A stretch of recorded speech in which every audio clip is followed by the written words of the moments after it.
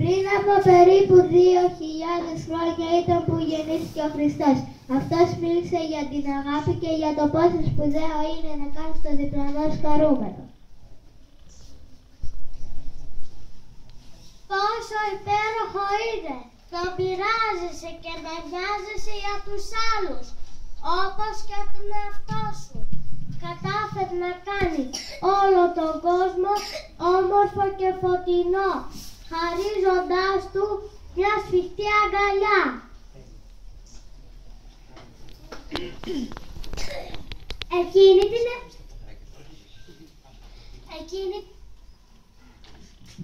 Εκείνη την εποχή, σε μια πόλη της Ναζαρέτ, ζούσε μια νέα και καλή γυναίκα που την έλεγαν Μαρία. Μια μέρα, φως πλημμύρισε όλο τον τόπο και ο Αρχάγγελος Γαβρίλ παρουσιάστηκε μπροστά της. Μην φοβάσαι, Μαρία, σου φέρνες χάρη στα νέα.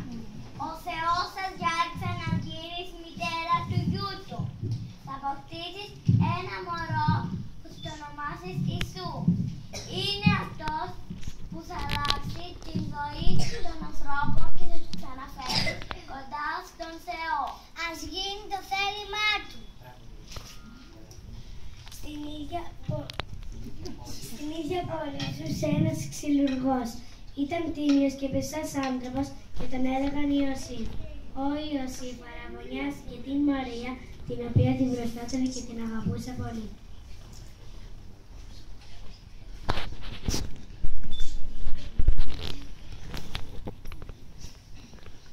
Η Μαρία θα γεννήσει τον γιο του Θεού και εσύ θα είσαι άντρας. Είμαι πολύ χαρούμενος με αυτή την είδηση, Μαρία.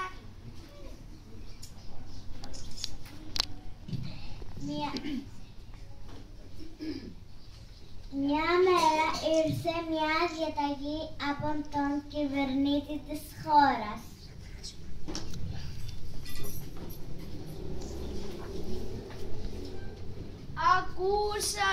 Ακούσατε! Ο αυτοκράτορας Αύγουστος διατάζει όλοι οι κάτοικοι να επιστρέψουν στον τόπο που γεννήθηκαν για να μετρηθούν. Ακούσατε!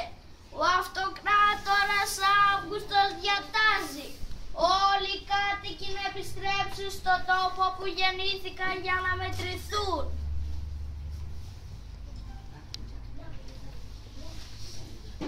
Ο Ιωσήφ άρχισε να ανησυχεί πολύ. Ενώ αυτός και η Μαρία έπρεπε να πάνε στη Βηθλεέμ, μια πόλη που ήταν πολύ μακριά, ενώ η Μαρία ήταν έτοιμη να γεννήσει το μωρό της. Μαρία, μόλις χάραξε, ας ξεκινήσουμε. Ο δρόμος είναι μακρύς και δύσκολος.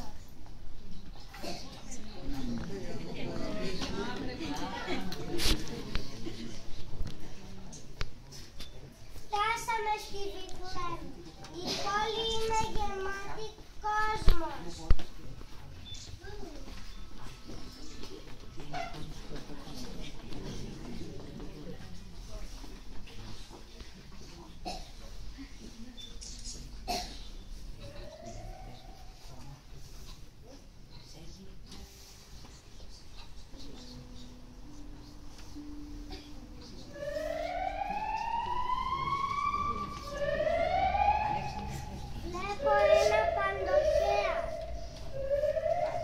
Υπάρχει χώρος να μείνουμε απόψε?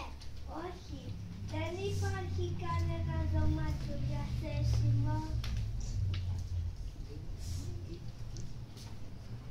Υπάρχει χώρος να μείνουμε απόψε? Είμαι τόσο κουρασμένη, με δυσκολία στέκομαι στα πόδια μου. Υπάρχει χώρος να μείνουμε απόψε? Όλα τα δωμάτια είναι γεμάτα, αλλά μπορείτε να πάτε στα στάδια. Είναι πιο καθαρά και ζεστά. Ευχαριστούμε πολύ.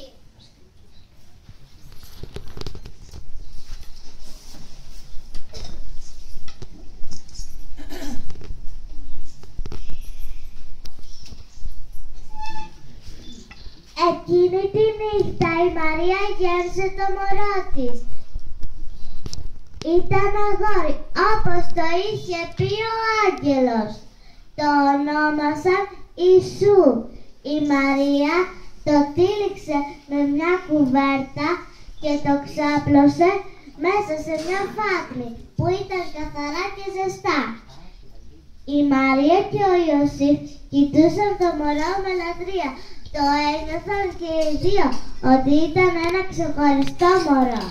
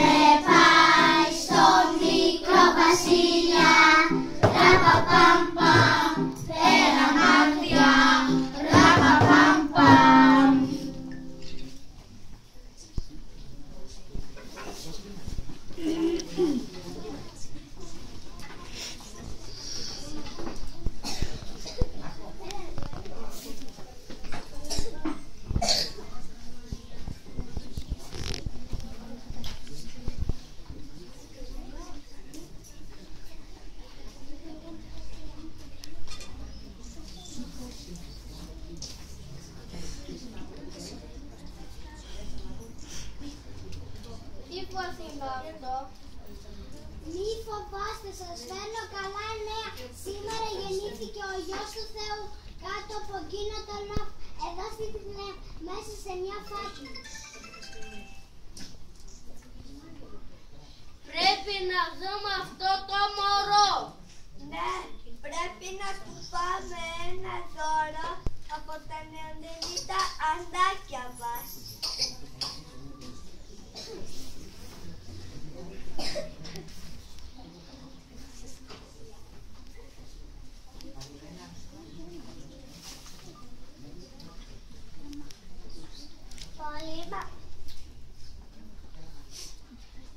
Πολύ μακριά, σε μια χώρα της Ανατολής, ζούσαν τρεις σοφοί άνθρωποι.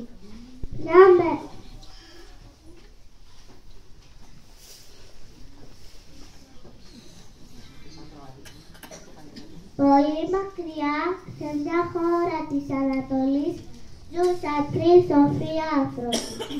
Μια μέρα είδαν ένα πολύ λαμπρό αστέρι στον ουρανό. Ήθελα να μάθουν τι σήμαινε. Έψαξαν στα βιβλία τους για να βρουν την απάντηση. Ένας νέος και μεγάλος βασιλιάς γεννήθηκε. Αυτό δείχνει το λαμπρό αστέρι. Πρέπει να πάμε να το βρούμε, να το προσκυνήσουμε. Το άστρο θα μας οδηγήσει.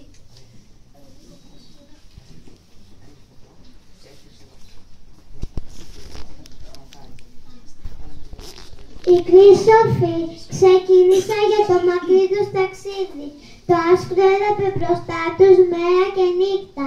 Κάποτε έφτασαν στο παλάτι του βασιλιά Ηρώδη. Πού πάτε φορτωμένοι με δώρα?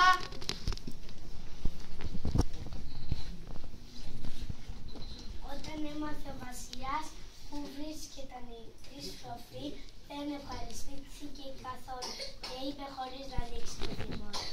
Πρέπει να βρείτε τον νέο βασιλιά και να μου πείτε πού βρίσκεται.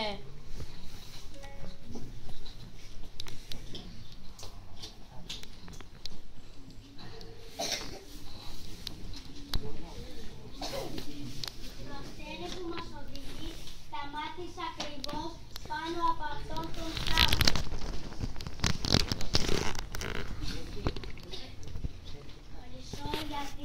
βασιλιάς. Χρυσό γιατί είσαι βασιλιάς. Λιβάνι γιατί είσαι θεός. Μύρνα γιατί θα θυσιαστείς για τους ανθρώπους. Την επόμενη μέρα οι τρεις σοφοί ξεκίνησαν για το παλάτι του Ηρώδη. Στο δρόμο σταμάτησαν να ξεκουραστούν, η κούραση τους έκλεισε βαριά τα βλέφαρα.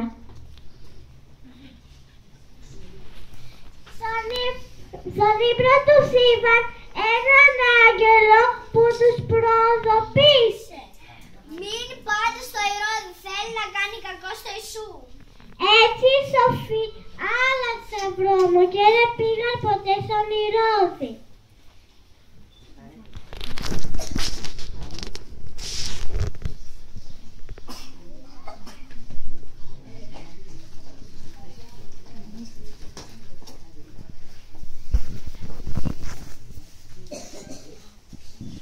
Η Μαρία και ο Ιωσήφ ήταν πολύ χαρούμενοι και πολύ περήφανοι.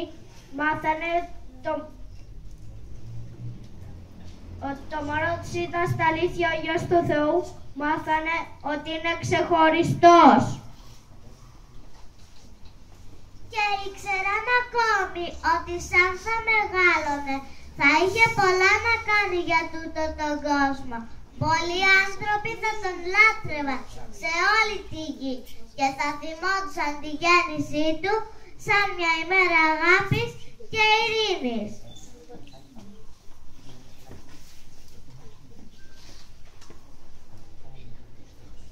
Αυτά είναι τα Χριστούγεννα. Και οι χριστιανοί τα γιορτάζουν κάθε χρόνο στο Λίδο. Στην χώρα μας η γιορτή του Χριστουγέννου είναι από τις ωραιότερες του χρόνου. Κάθε περιοχή της Ελλάδας έχει τα δικά της έθιμα για αυτή τη γιορτή, όπως το χριστουγεννιάτικο δέντρο ή το στολισμένο καράβι, τα γλυκά και τα κάλαντα των παιδιών. Εμείς θα σας πούμε τα μωραΐκια τα κάλαντα, δηλαδή τα κάλαντα της Πελοποννήσου.